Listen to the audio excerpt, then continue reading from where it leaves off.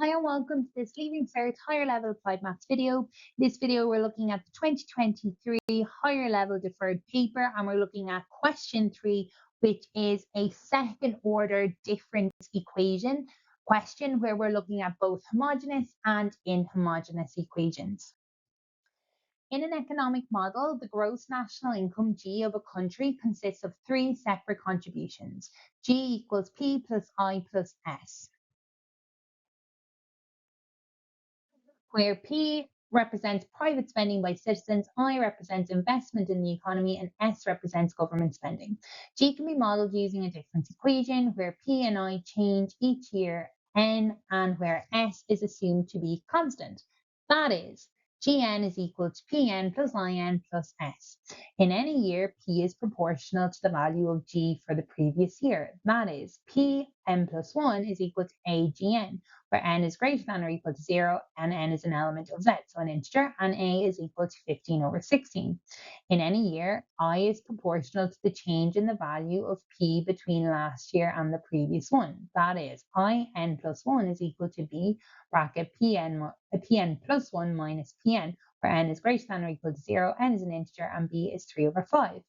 Use this information to form a second order inhomogeneous difference equation for G and express it in its simplest form. Gn plus 2 plus C Gn plus 1 plus D Gn equals S for the constants C and D, which are to be determined. Calculate the values of C and of D. Now, this can be a very, very overwhelming question for students because there's a huge amount going on in it. It also is very much, the rest of the question is very much dependent on getting these values. So at the very least, you nearly need to just make something up because you can't go on to part 2 or 3 without this. However, it's not as tricky as it looks. There's just an overwhelming amount of information given to us. So let's simplify it. Okay, so we've been given this. I've left out the one without n's because it's not relevant for us. I've also been told Pn plus 1 is equal to Agn, and I've given when that happens. And we have In plus 1 is equal to B, Pn plus 1 minus Pn, where n is greater than or equal to 0, and B is equal to 3 over 5. So they're the 3 bits of information we've been given. So actually that big page, that's all we want. And then what we're trying to do is basically turn that first piece into something that looks like that. So the first thing I'm going to do is I'm going to rearrange. So I get Gn minus Pn minus In equals S. So now we at least have that equals S piece on its own. The next thing I'm going to look at is the fact that this is a G plus 2, G of n plus 2. So what I can do is I can say, well, if Gn minus Pn minus In is equal to S, then if I add 2, that should not change anything else but the subscripts, meaning that's still going to equal S. So this question, it is easier to make those changes earlier, but you can change them later if needed. Now, look at the fact that, okay, I have my Gn plus 2 and I have my S. So my focus is now on these middle terms.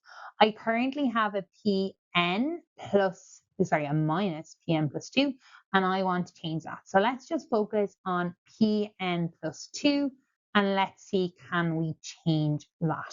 So I'm going to come up here, and I know Pn plus 1 is Agn, but if I want to go to Pn plus 2, so if I add 1 to that subscript, that is going to add 1 to this subscript. So that's G of n plus, 1.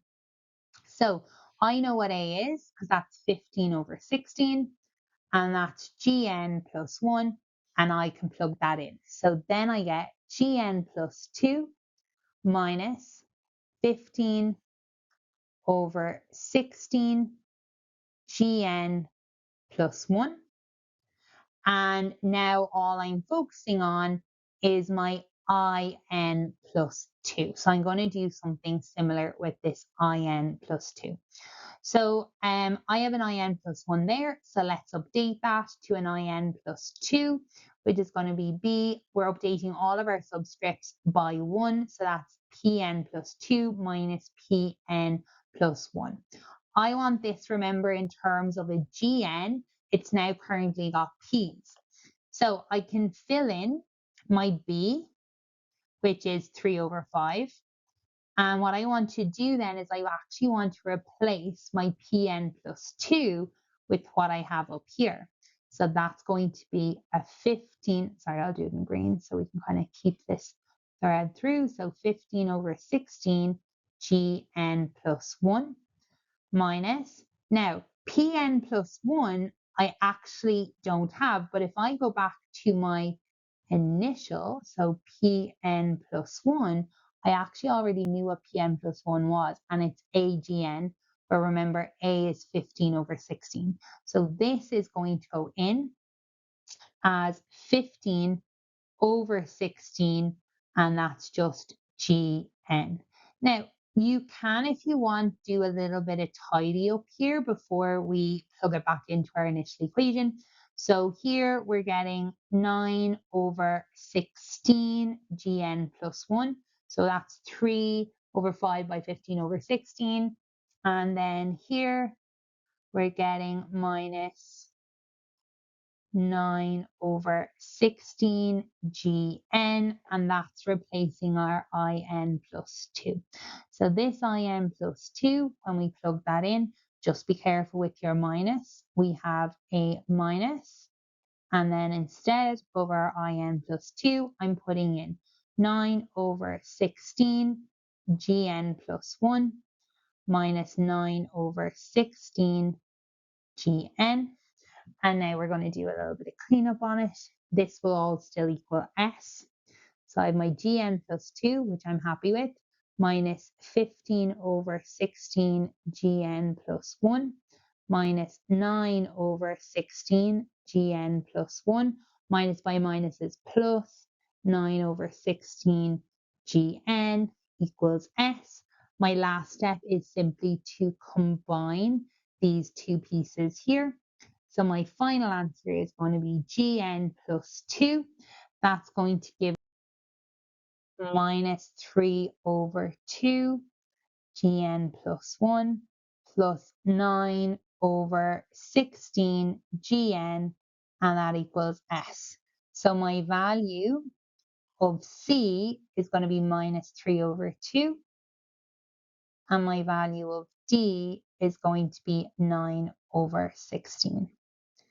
Now, there's lots of different ways that you can approach that. I like that kind of working kind of to break it down. Some people will hold off doing their substitution until the very end of those A's and B's. That's absolutely valid as well if you don't want to work with fractions and you're happier working with numbers. So really what we're trying to get down to is breaking our P and our I back to being a G. So part 2, assuming the government spends no money, so assuming S is equal to €0, G can be expressed by the second order homogeneous difference equation. Gn plus 2 plus C Gn plus 1 plus D Gn is equal to 0. Using G0 equals to 840 and G1 820 in billions of euros, solve the difference equation to find an expression for Gn in terms of N and calculate G6 to the nearest billion euros. So we have two things. First thing they want us to do is to solve, and the second thing is to calculate G6. So we need to go back to our C and our D that we worked out. So this becomes Gn plus 2 minus 3 over 2 Gn plus 1 plus 9 over 16 Gn equals 0.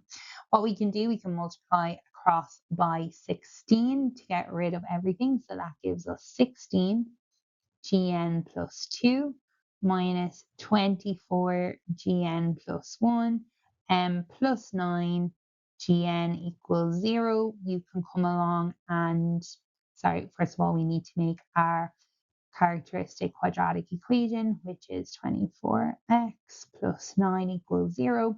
You might actually spot that this is an interesting one. This is actually a perfect square. And you can just double check that. So we have the 16 and the 9 at the start.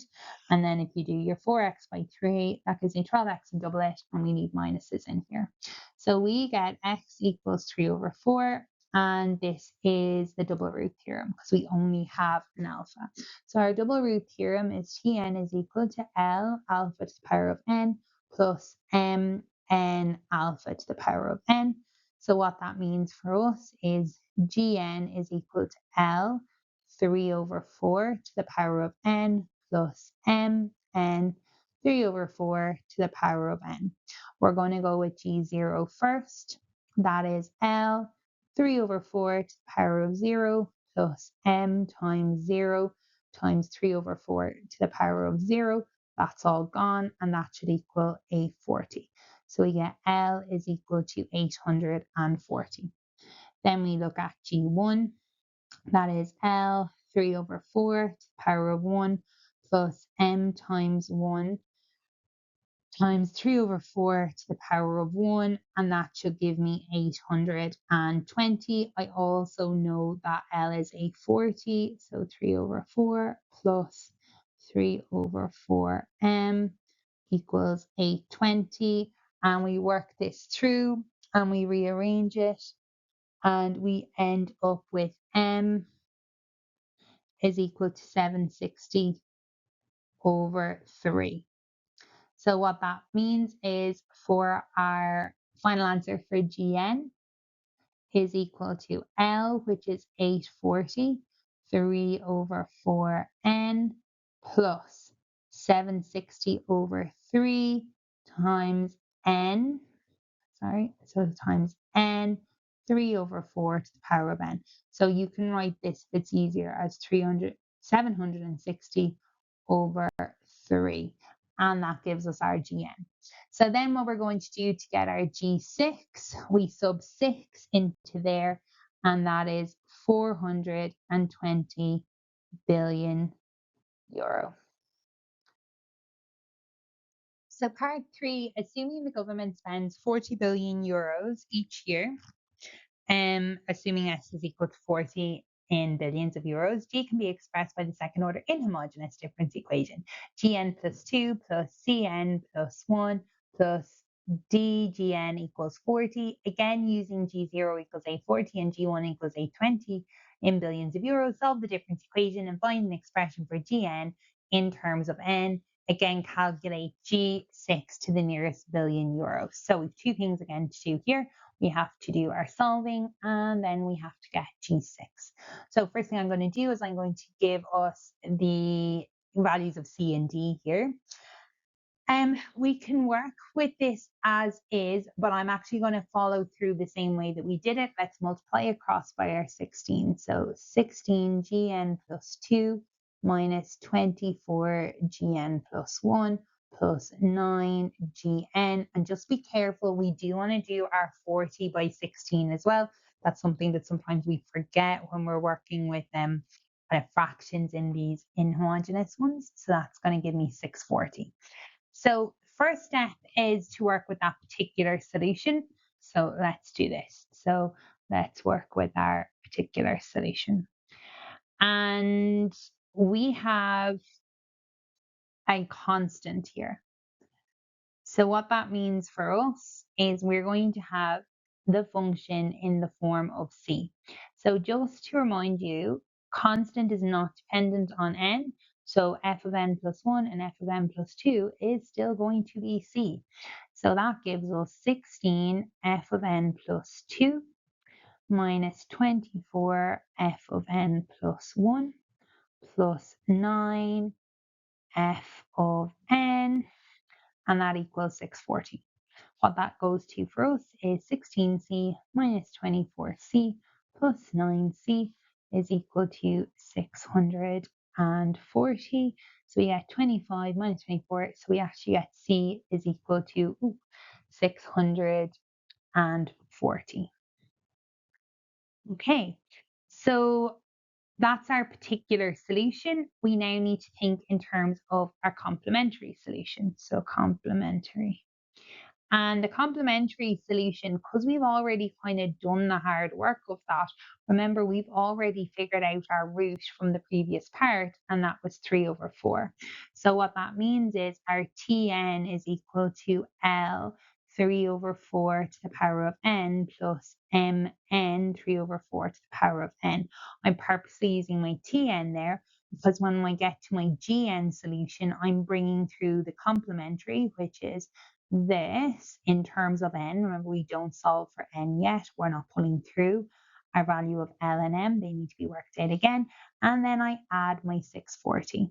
So this is our GN solution. But now we need to go work out our L and our M. So we're going to do that by doing our substitution again. So let's start with G0, that's L, 3 over 4 to the power of 0, M plus M times 0, 3 over 4 to the power of 0 plus 640 is equal to 840. This whole thing is gone, so we're getting L is equal to 840 minus 640, so our L here is 200. So then we'll come along and do our G1, so L is 3 over 4 to the power of 1 plus M times 1 times 3 over 4 to the power of 1 plus 640, and that equals to 820. So we also know that we have 200 to plug in there, 3 over 4. This is going to be 3 over 4m is equal to 820 take away 640, which is going to give us 180. So 3 over 4m is equal to 180. So 3/4 of 400 is 150. So 180 minus 150, that is 30. And that means m is equal to 40. So we get L is 200, M is 40. So our final answer is GN is equal to 200, 3 over 4 to the power of N plus 400. And that is going to be N 3 over 4 to the power of N plus 640. And remember, the second thing we needed to do was get G6. So we're going to plug that G6 back in. And that gives us 718 to the nearest billion euros. So we can see the difference between our two answers there. What it would have been a nice extension in this question was for it to ask a little bit further about, comparing and contrasting those two models.